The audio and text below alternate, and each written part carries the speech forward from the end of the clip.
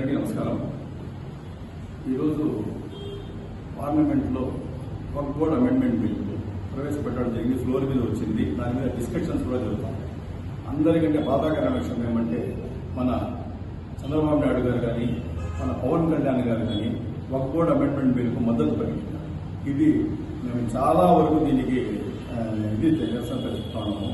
యాక్చువల్గా వచ్చిందో ఆ రోజు చంద్రబాబు నాయుడు గారు ఏం చెప్పారు, మేము వచ్చిన ముస్లిం సమాజం కోసం నిలబడతాము, మేము బీజేపీతో మద్దతుగా ఉంటే కూడా ముస్లిం సమాజం పక్కన నిలబడతాము, వాళ్ళకి ఏదైనా ప్రాబ్లమ్స్ వచ్చినప్పుడు వాళ్ళకి తోడుగా ఉంటాము అని ఆయన కూడా జనసేన పవన్ కళ్యాణ్ గారు కూడా అదేవిధంగా చెప్పారు. కానీ ఈరోజు ముస్లిం సమాజం అంతా చాలా భయాందోళన స్థితిలో ఉండి చాలా వరకు ప్రాబ్లమాటిక్ ఉంది.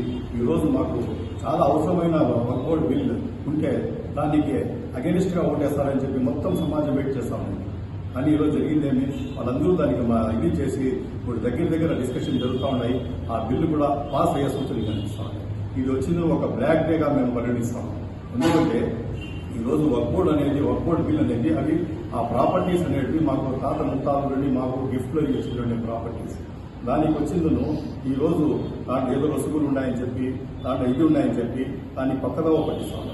అయితే రాజ్యాంగంలో ఆర్టికల్ 14 కానీ ఆర్టికల్ 25 ప్రకారం ఇది వచ్చిన సమాన హక్కుల చట్టానికి ముస్లింస్ కు వ్యతిరేకంగా ఇది చేస్తా ఉంటే ఒక ఇదే చెప్పి మేము కన్సిడర్ చేస్తాం.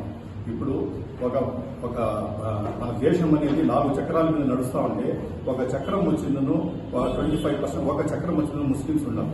ఈ ఒక చక్రంలో కూడా కాదని చెప్పేసి ఈ 3 చక్రాలతోనే మేము ముందుకు సాగుతాము, మేము గమ్యం చేరుకుంటాము అనుకోవడం చాలా శుద్ధ తప్పు, అవివేకం.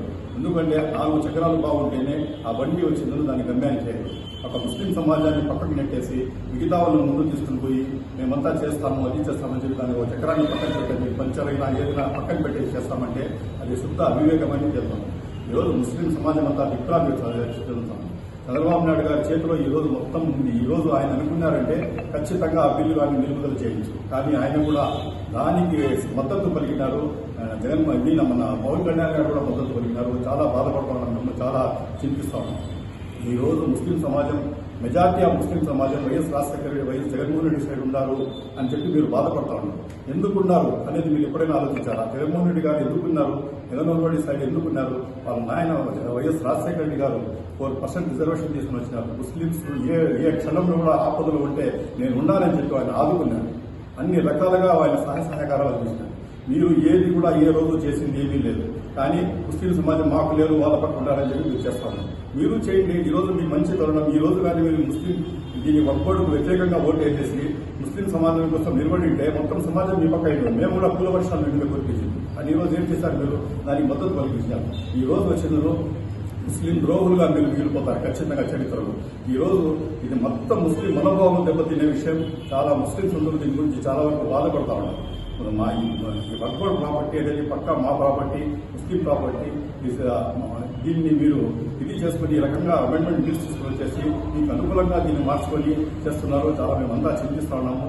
దయచేసి ఈ రోజు కూడా ఇప్పటికీ టైం ఉంది. ఆల్మోస్ట్ ఫ్లోర్లో డిస్కషన్ జరుగుతూ ఉన్నాయి. ఇప్పటికీ టైం ఉంది. దయచేసి దానికి మీరు ఖచ్చితంగా దాన్ని అగెనిస్ట్ గా చేసి ఆ వక్ఫ్ బోర్డు పాస్ కాకుండా చేయాలా. చేయని పక్షంలో మీరు ముస్లిం ద్రోహులుగా మిగిలిపోతారు. ఇంకో విషయం వచ్చిందను, నేను ముస్లిం తెలుగుదేశంలో కానీ జనసేనలో ఉండే ముస్లిం లీడర్స్ ను ఒక ప్రశ్న అడుగుతా ఉన్నాను.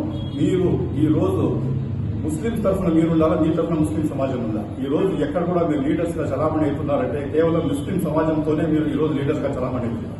ఈ రోజు ముస్లిం సమాజం అంతా డేంజర్ లో ఉంది, చాలా ఇదిగా ఉంది. మా ప్రాపర్టీని హరించే ప్రక్రియలు జరుగుతూ ఉన్నాయి. ఈ రోజు మీరు ఎందుకు మౌనం తీసుకున్నారు? మీరందరూ కలిసి పోయేసేదను ఒక రిప్రజెంటేషన్ ఎందుకు ఇవ్వలేకపోయినారు? చంద్రబాబు నాయుడు గారు వారి మనసు ఎందుకు మార్చలేకపోయినారు?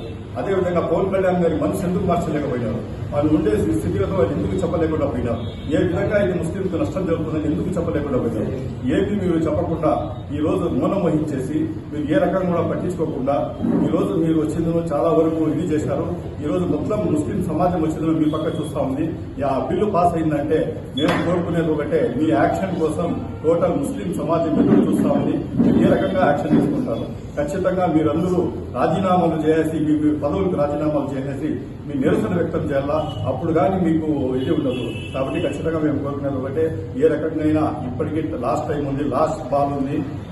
ఇది ఉంది, ఏదో రకంగా చేయాల్సిందను ఆ బిల్లు రిలీజ్ చేసుకోవాలని చెప్పి ఆ చంద్రబాబు నాయుడు గారు కానీ దాని మన పవన్ కళ్యాణ్ గారు కానీ మేము వచ్చి డిమాండ్ చేస్తాం.